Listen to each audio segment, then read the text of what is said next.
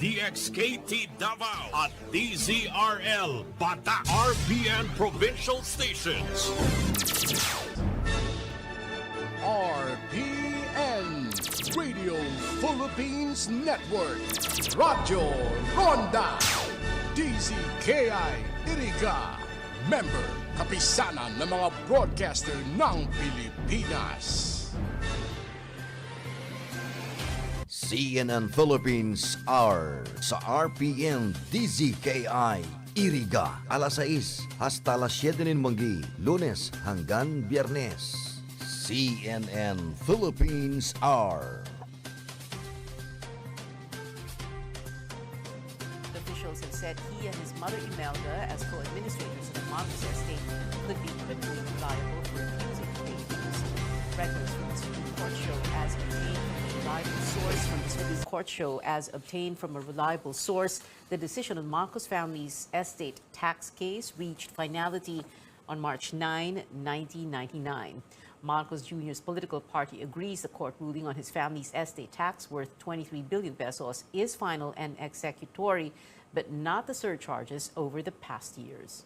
Parang sinasabi na yata yung 23 billion naging 203 billion na. So nadagdagan po ng 180 billion.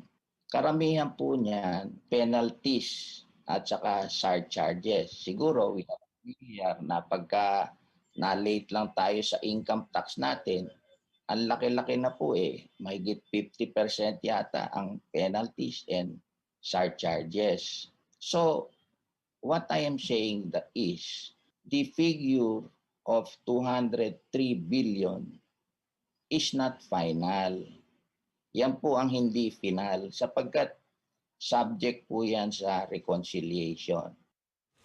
The party believes the Marcos estate tax has become more controversial now that the presidential candidate has maintained his lead in pre-election surveys. CNN Philippines continues to reach out to the BIR for comment on the issue. We also previously requested for a copy of related documents from Commissioner Cesar Dulay on the matter, but we have yet to get a response.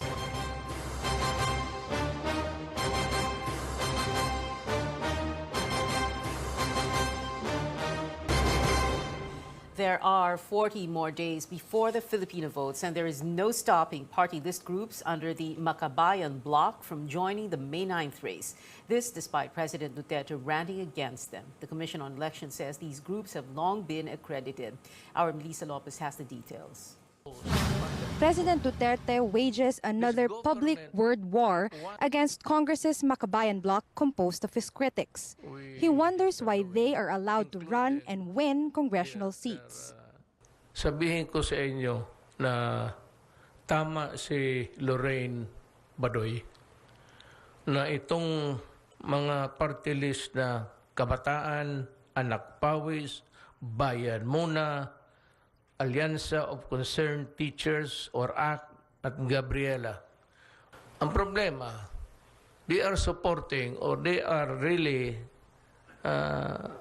parang legal fronts ng Communist Party of the Philippines. The groups have been labeled as terrorists and sued by the National Task Force to End Local Communist Armed Conflict or NTF-ELCAC. The Makabayan bloc has pushed back with its own set of criminal charges before the courts. Bayan Muna Representative Carlos Zarate says it's a wrong accusation that puts the lives of their members at risk, worsened by the Anti-Terrorism Act. Bayan Muna is a legitimate party. It's registered with the COMELEC. Certainly, ang Communist Party of the Philippines is an illegal party, no? And they erase the distinction between armed and unarmed, no? Kami ay mga unarmed activists, no? Hindi kami mga rebelde. Pero gusto nilang burahin yan. Zarate says Bayan Muna has been in Congress for 20 years, adding the issue is a political tactic. Talagang ang target nito is magsow ng intrigue, buwagin, no? Magkaroon ng lamat dito sa growing support sa candidacy ni Vice President-elect. Despite Mr. Duterte's accusations against progressive lawmakers, the Commission on Elections says they remain in the running. As far as the COMELEC is concerned, until and unless may mag-file ng formal petition to disaccredit, to to cancel the accreditation of a party list. Siyempre, na-print na po yung mga pangalan nila sa balota.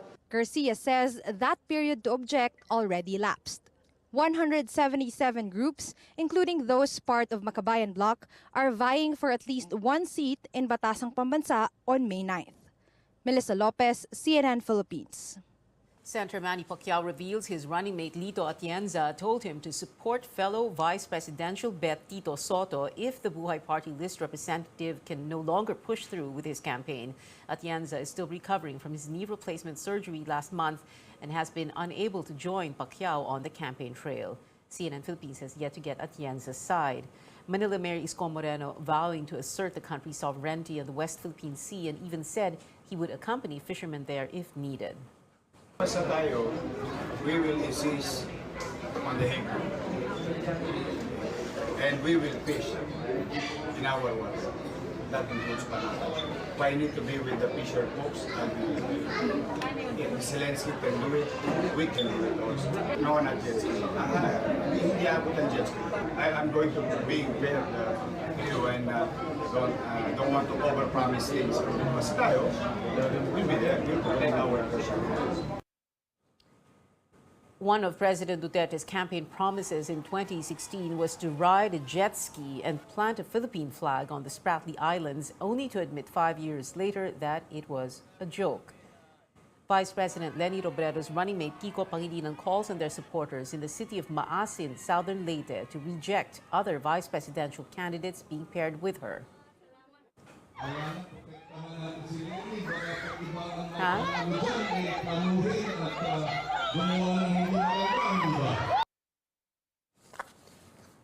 VP candidate Sara Duterte is confident her running mate Bongbong Marcos will carry Mindanao in the coming elections. She says surveys show Marcos's rating in Mindanao is at 70 to 80%, despite groups in the region pushing her with either Robredo or Moreno. We will try our best to deliver for Bongbong Marcos in Davao region, and based on our surveys, he is doing well and we can do more for him here.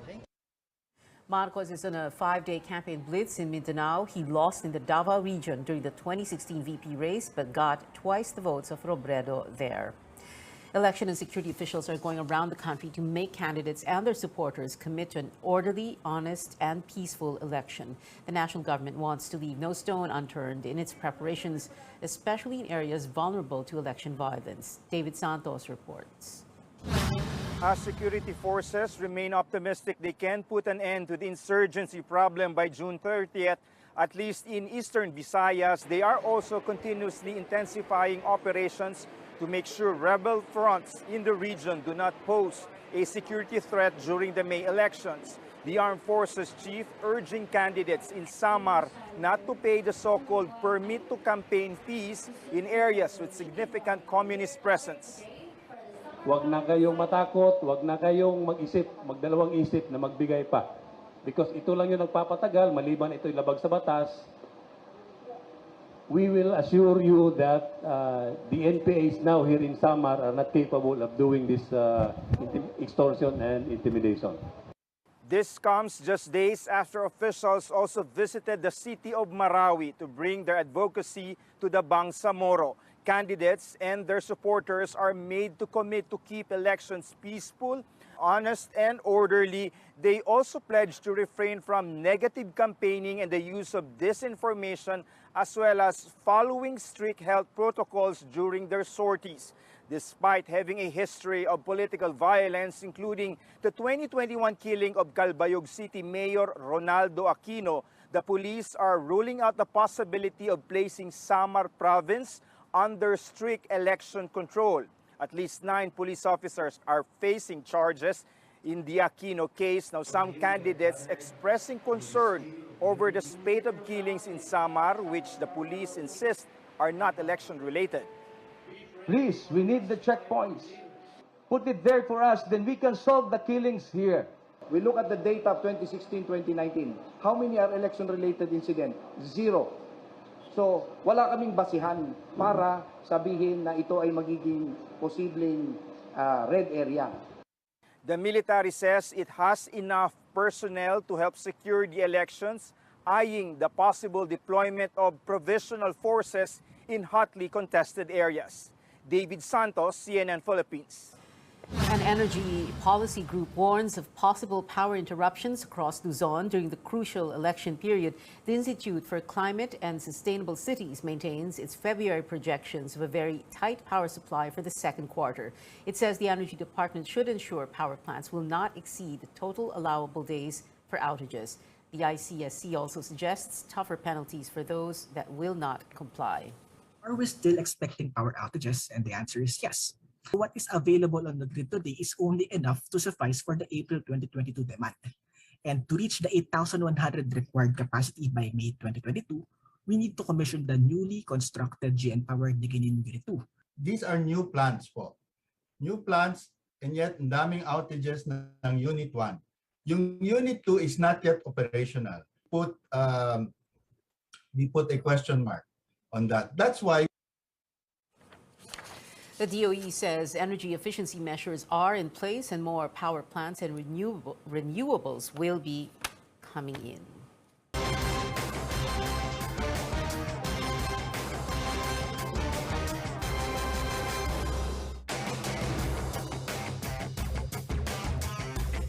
Coming up on Newsnight, American drug authorities greenlight a second booster shot for 50 and older and the immunocompromised.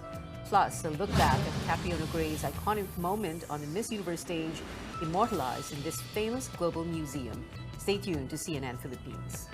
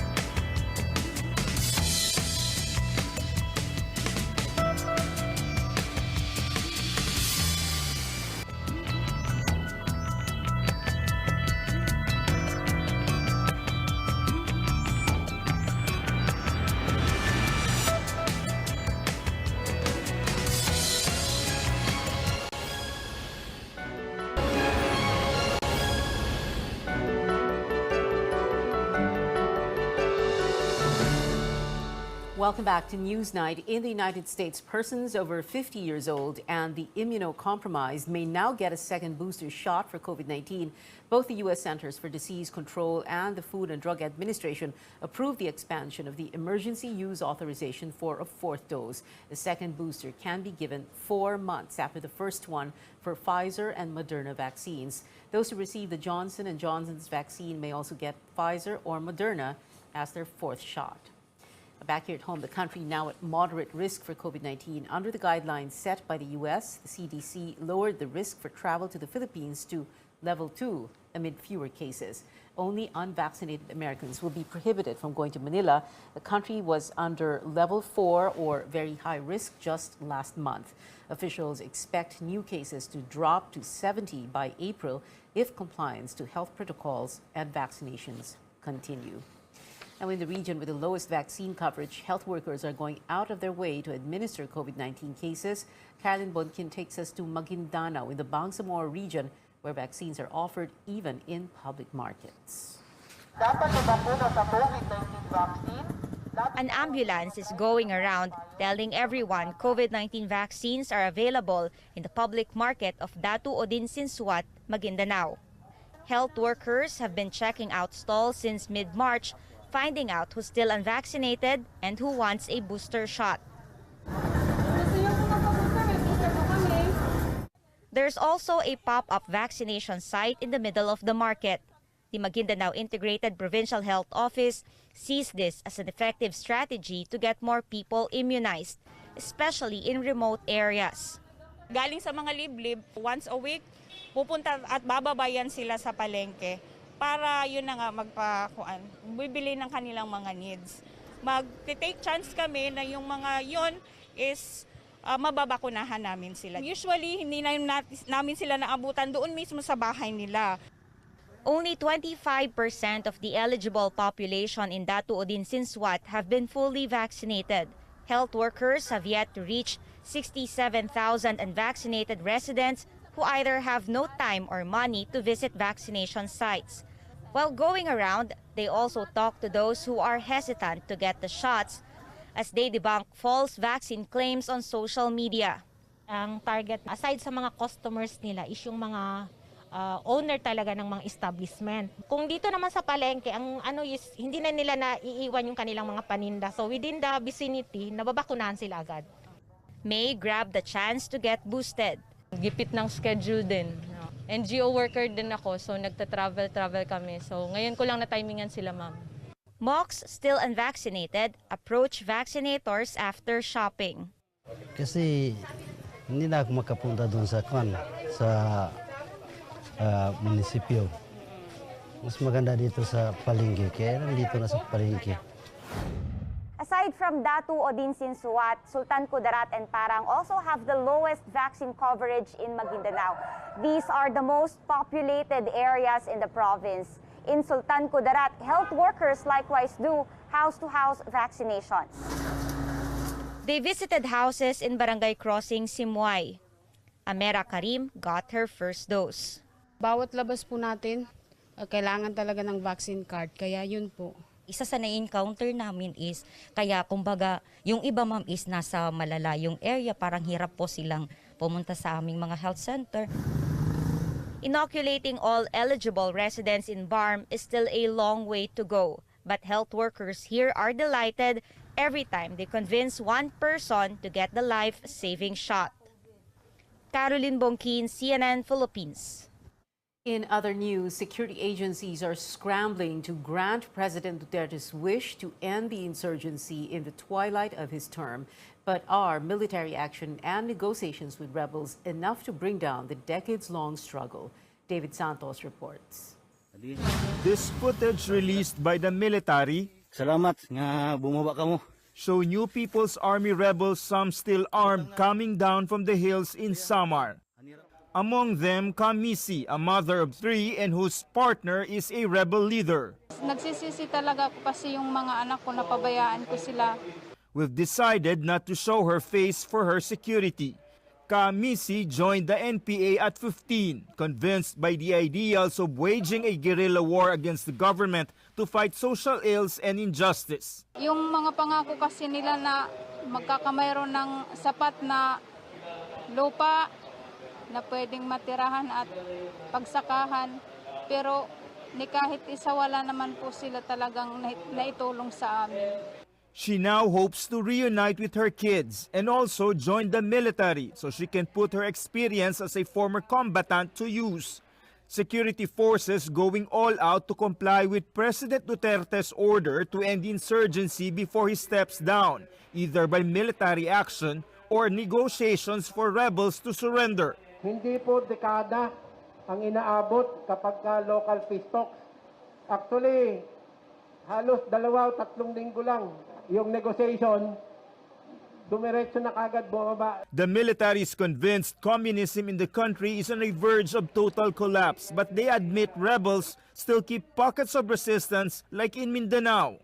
Ito na lang sa northeastern, nandiyan pa si Maria Malaya, but we are closing in. Ang problema natin sa insurgency ay hindi naman talaga military problem. It is a socio-political economic problem. Even if the last rebel falls, there's no guarantee of the end of struggle. David Santos, CNN Philippines. In world headlines, Ukraine refuses to let its guard down as Russia claims it is scaling down its forces near the capital Kyiv and the city of Chernihiv. Ukrainian President Volodymyr Zelensky points out Russian troops still have a sizable potential to carry on with their attacks. U.S. officials also believe Russia could be putting up a front to reposition in other areas. Ukraine has floated a possible in-person meeting between Zelensky and Russian President Vladimir Putin. Straight ahead on Newsnight, the Gin Kings book a ticket to the PBA Finals. And yes, you are seeing double. Madame Tussauds unveils a wax figure of Catriona Gray, remembering her Miss Universe moment. Keep it here on CNN Philippines.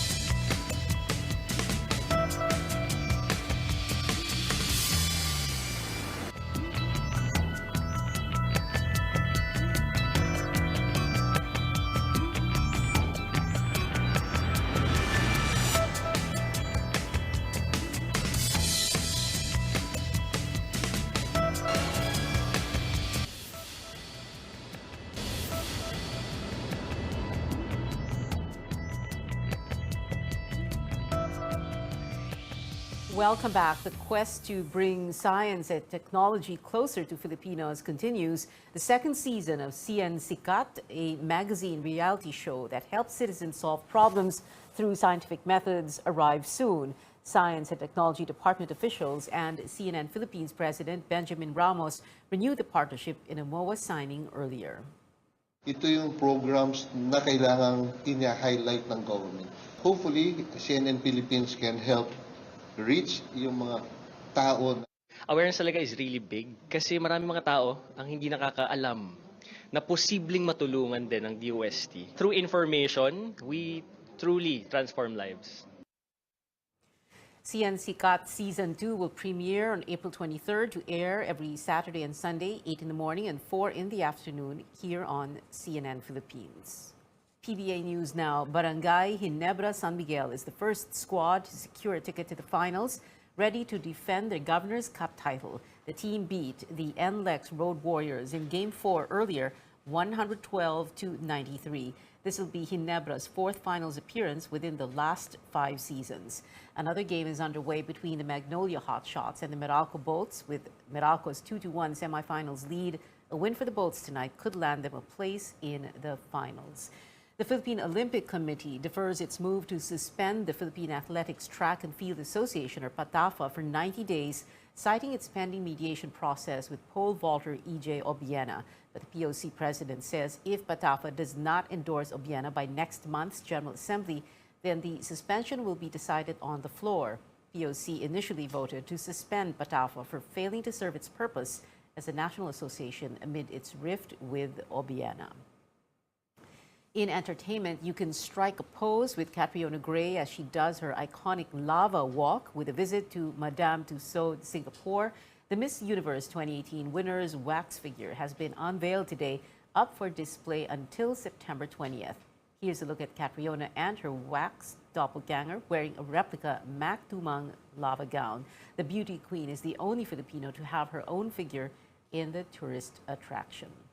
And this one's for K-pop fans. J-Hope of BTS has recovered from COVID-19, finishing quarantine today.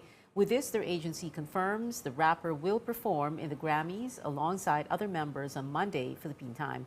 But not everyone in the group is sure to grace the award stage. The management is talking to Grammy organizers about Jungkook's participation after the vocalist tested positive for the virus yesterday. On Instagram, the youngest BTS member assured fans he is recovering well. And before we go, here's a sneak peek at some new arrivals in local cinemas today. An iconic video game character faces another rival, while a Marvel anti-hero makes his movie debut. Christine Jacob has the preview.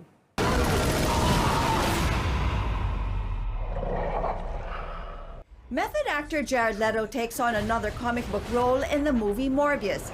Here he plays Dr. Michael Morbius, who becomes a more biting fellow, or a living vampire to be exact, after trying to cure himself from a rare blood disorder.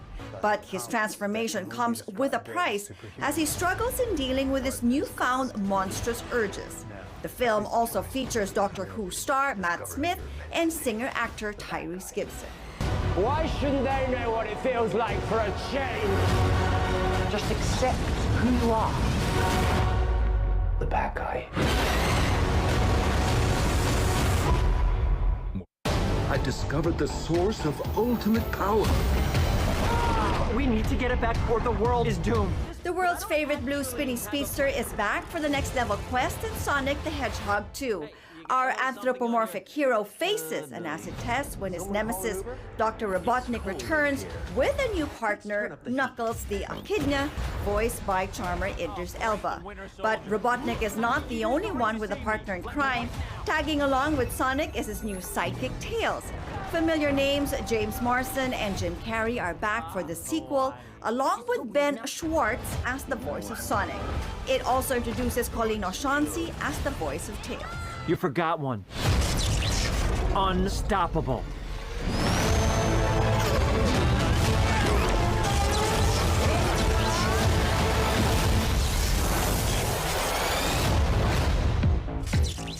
Christine Jacob there with the big screen updates. And that is it for now. Join me again on News.ph at 7 p.m. I'm Pia Hontiveros for Newsnight, where we go above and beyond the headlines.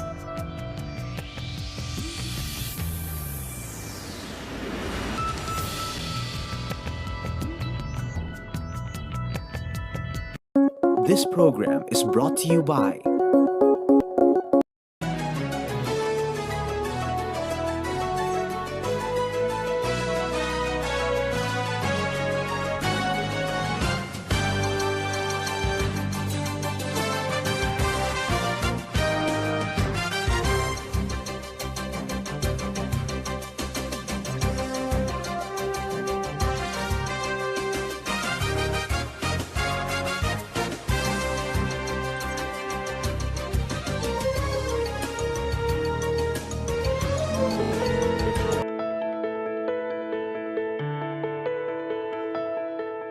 Have you ever felt like you wanted to scream and shout at someone over an argument or a disagreement? Have you thrown objects in the air or hit a wall in frustration? This emotion is called anger, and it is a perfectly normal feeling. It alerts us to the fact that we have been wrong and motivates us to respond to a perceived threat. But anger becomes a problem when we can't control it, and it controls us instead. Today, we talk about anger management. I'm Dr. Freddy Gomez, and you're watching MedTalk Health Talk on CNN Philippines.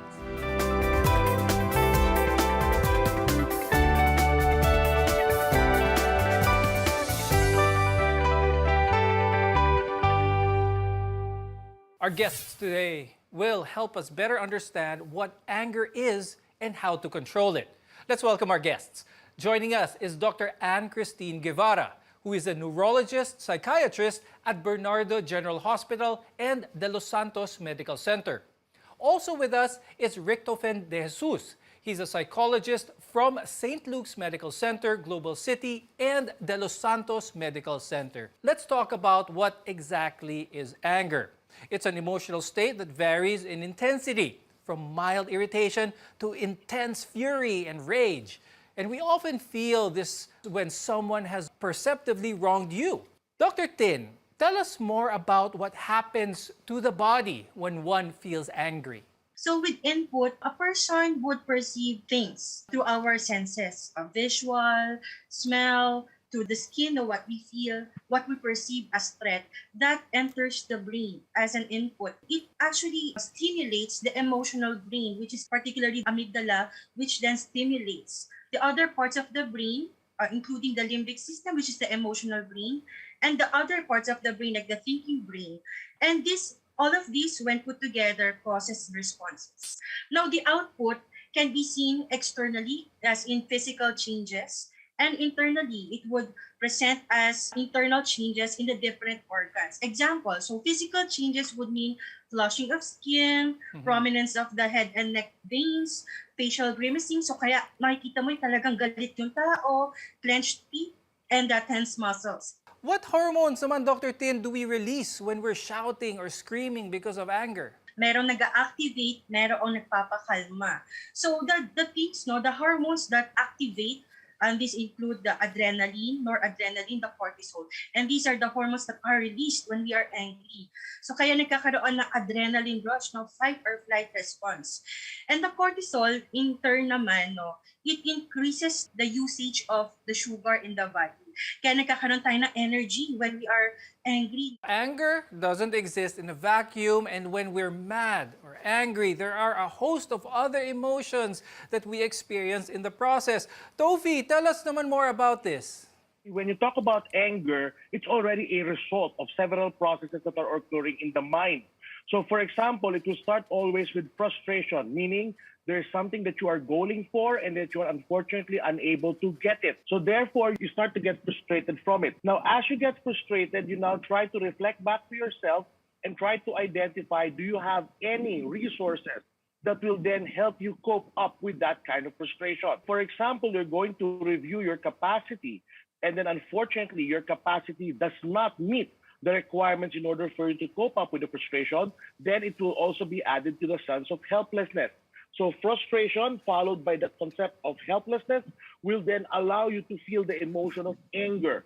So from there, as long as the frustration increases, the helplessness increases, your anger becomes bigger and bigger. And because of that, you are now going to react very angry towards the situation. How does anger differ from aggression? Anger is a mood, so it's internal. Aggression is when we then externalize the anger that we are feeling. So for example, if you feel that you are so mad, then that's just anger.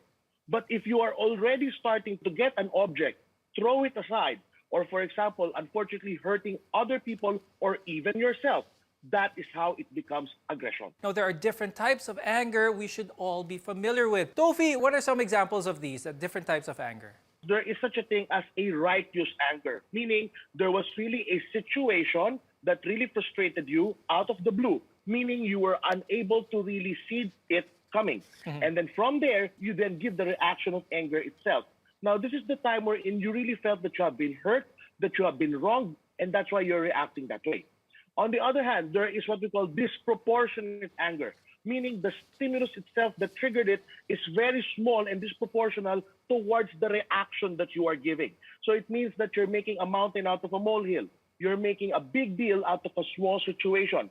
So that is when it becomes quite uncontrollable. Now, Dr. Tin, what are some of the most common types of anger na nararanasan ng mga tao? Some of the most common types of anger are behavioral anger. This is a reaction when one physically reacts towards a feeling of anger that leads to violence and aggression, no?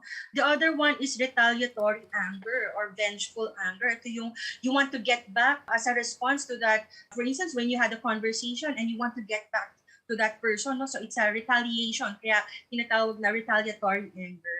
And there's this volatile anger, which seems to come out of nowhere, easily triggered, pero very volatile, kaya it comes down, no? A person comes down quickly as well. Assertive anger can be a healthy option for expressing anger. This type of anger allows a person to express what they're feeling in a calm, verbal manner. Tofi, please explain to us why this is the best type of anger that a person should practice. It means that you're just forcefully getting your point to the other person that you're communicating with. It is effective, number one, because you're defending yourself. It allows you to really value yourself as a person. It allows you to tell the other person, hey, we have some boundaries here. I have my own values. I have my own capacity, and you need to respect that. By being assertive, you're now telling the other person, I have a point as well. I have something to say as well.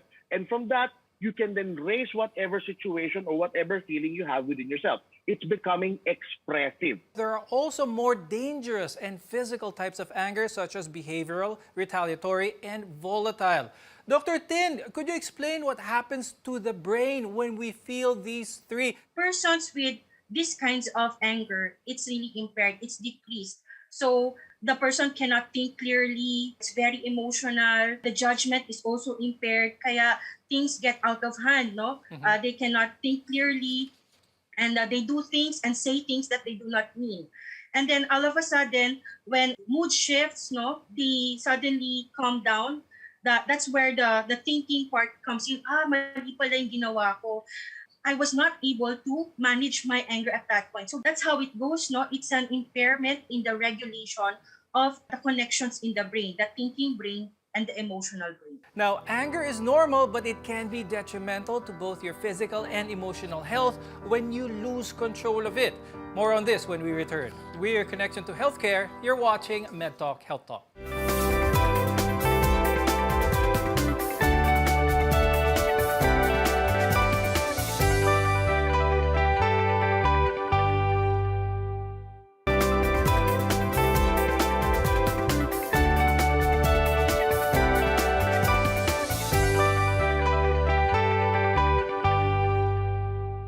There are many causes of anger, ranging from external to internal influences. But whatever the cause, managing your anger is more important. I'm Dr. Freddy Gomez, and you're watching MedTalk Health Talk. We're together in health. Any person or event can make you angry. Now, there are many reasons why one might get angry. Let's go into the causes of the more common types of anger, which are chronic, self-abusive, and verbal. Now, these types can affect a person at home or in the workplace. Tofi, can you tell us more about the possible causes of anger? There are some people who could not really tolerate things that are not going their way. So that's the first one. You get angry because whenever things are not going as smoothly as you're expecting them to be, you get angry. Another cause of anger is that it became reinforcing for you across time. It meant that when you were getting angry, you got what you want. It means that whenever, for example, something frustrating comes to your way, you then start to get angry, and then the situation changes into your favor. Another cause of anger, of course, is genetics. If your parents are people who are quite angry, of course, then you will also have that situation wherein you can then see them and be modeled by them in the way that you are behaving as well. Another one is that you have low tolerances of your own incapabilities. So they usually blame themselves for things that are not supposed to be blamed about, and their attribution is a little bit off. And because of that, their reaction is usually an angry emotion. Sometimes we use anger to replace other emotions we'd rather not deal with, such as emotional pain, fear, loneliness, or even loss. Tofi, can you explain to us why this happens naman? Actually, as a defense mechanism, we have what we call reaction formation. Reaction formation means that you're going to substitute a feeling, usually the opposite of what you are feeling right now, in order for you to defend your mind in terms of becoming stable. So for example, let's say there is a loss that you have felt because of a loss of a loved one. the loss is then being converted into anger because handling the anger is a more viable option, so to speak, as compared to handling the loss. So what happens now is that the person, instead of feeling sad, instead of feeling in touch with that real emotion, will then choose to get angry instead. Is anger a normal process in trying to grieve for a loss? Actually, it's form of the DABDA: denial, anger, bargaining, depression, and acceptance. We really get angry in that part because having a loss is a frustrating situation. It is something that we do not want, and yet we have to accept it. You will really have that level of anger. However, it is something that you have to go through. By being angry, it means that you're just releasing frustrations that have not been processed with you. The point there is that not to remain angry. Anger can also be a symptom or response to a medical condition. It can be a symptom of depression, ADHD, substance abuse, or even bipolar disorder. Dr. Tin, let's talk about this. Why do these disorders trigger anger? In depression, anger is actually internalized and externalized. So when we say internalized anger, the person would feel low mood, hopelessness, would have crying spells, and suicidal thoughts. No? They're easily triggered by the circumstances in their lives. And sometimes it can also be biological, as in chronic kind of stress. So chronic kind of stress causes dysthymia or low mood for a long time. And this lowers their threshold in coping with certain life situations. So they internalize that anger and turn towards themselves. Now in ADHD, we know that the key points in ADHD is inattention and impulsiveness. So there is a misunderstanding most of the time because of the lack of attention to details. The person cannot understand fully or cannot fully focus on that situation. There will be shifting of moods and thinking and focus. And because of that, it causes some conflicts. Another example would be adults with ADHD who usually present with lack of direction. And all of these causes frustration, disappointment on the part of the patient. And again, the anger then turns towards the self. Can a person who's really angry be at risk of, say, a heart attack or stroke? When one is angry, again, we stimulate the sympathetic system, the adrenaline rush, that it would cause increase in blood pressure, increase in heart rate. Vasomotor responses would be more of differences in the caliber of our blood vessels, so whether it will constrict or dilate. And there's also the release of inflammatory markers, which causes clotting. So if we will discuss this in the context of, for instance, heart attack, so kapag tumaas ang blood pressure, it would cause stress on the heart. It can also cause arrhythmias or a dysregulation of the heart rate. Mag-iiba yung heart rate. Some people are actually more prone to anger than others. Dr. Tin, what are the parts in the brain that are different in a person who is quick to anger versus a person who is not? Both nature and nurture factor in on how people respond to certain situations and causes angry outbursts. And the nature part is the environment, how the patient or the person has been reared. And the biological aspect is the genetic part. Now, the wirings in the brain is very important. That's why other people, like the type A personalities, are more prone to angry outbursts. The parasympathetic system, which releases the acetylcholine, is known to be quite higher in the people who don't get angry easily as compared to those who are quick to anger. Also, the connectivity in the brain. So, neuroimaging studies would say that there's better connectivity in those who are calm and collected in the face of stressful situations, because the thinking brain can manage the emotional brain during those times. Now, you can't get rid or avoid the things that anger you, but you can learn to control your reaction to them. When we return, we'll give you tips on how to best manage your temper. Your health is our mission. This is MedTalk Health Talk.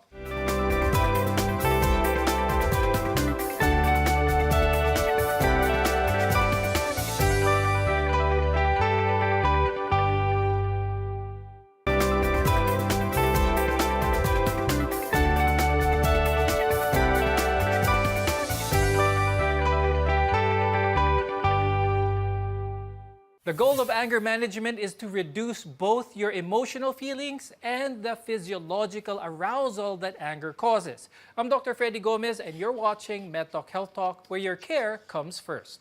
Anger doesn't look the same for everyone, as all express it differently.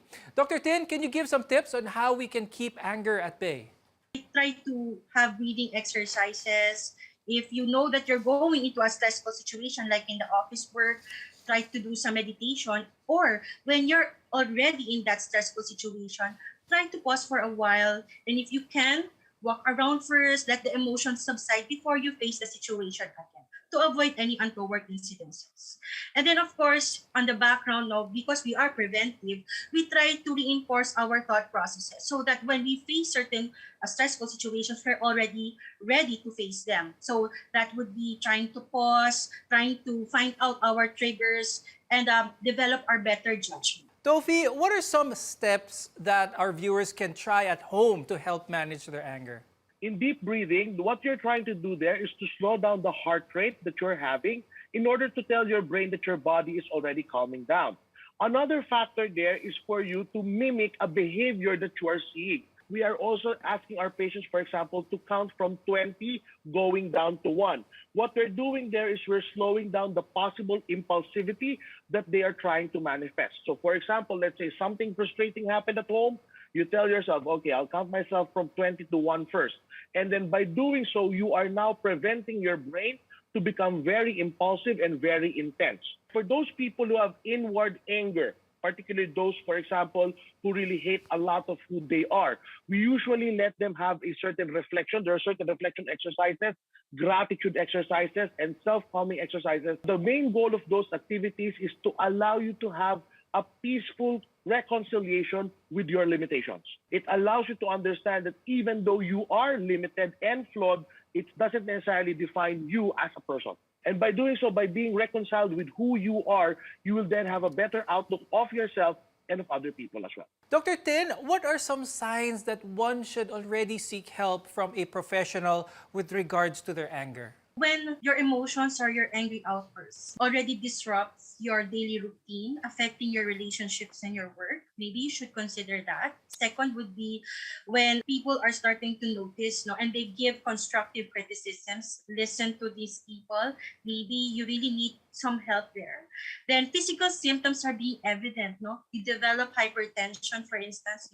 Maybe you really need to address the underlying condition, which is having this emotional outbursts. And finally, if you started to physically harm or verbally harm yourself and others, maybe that's the time you should seek professional help. But for me, prevention is always the key. So when you feel that something is not quite right with how you feel, maybe it's best to consult to clarify things, to avoid diagnosing yourself, and the intervention is given early. Okay, and with that, Dr. Tin, do you have any final message for our viewers? When emotions really get high, the pandemic, the different limitations that we have on the daily basis, it's best to really sort our feelings, consult another person, express ourselves, and focus on the good things so that we could avoid getting angry. And Tofi, before we go, do you have any message for our viewers? Getting angry is just a momentary reaction. However, its consequences may be long-term. We need to understand that we should not sacrifice that moment for a very long-term effect that we will be suffering for a long time.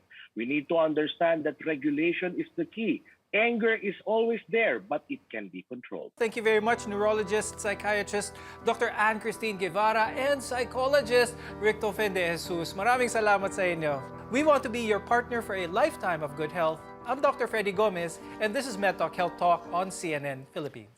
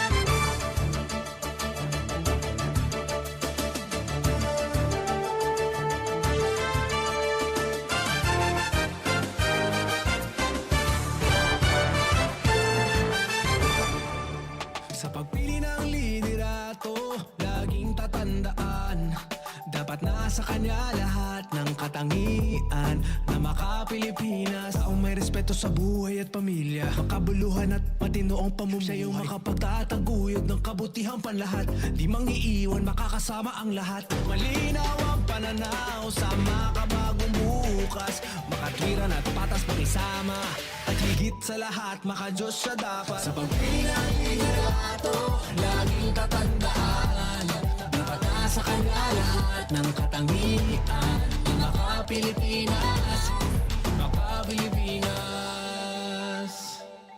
Gabayan ng Pilipinong bumoto ng responsable.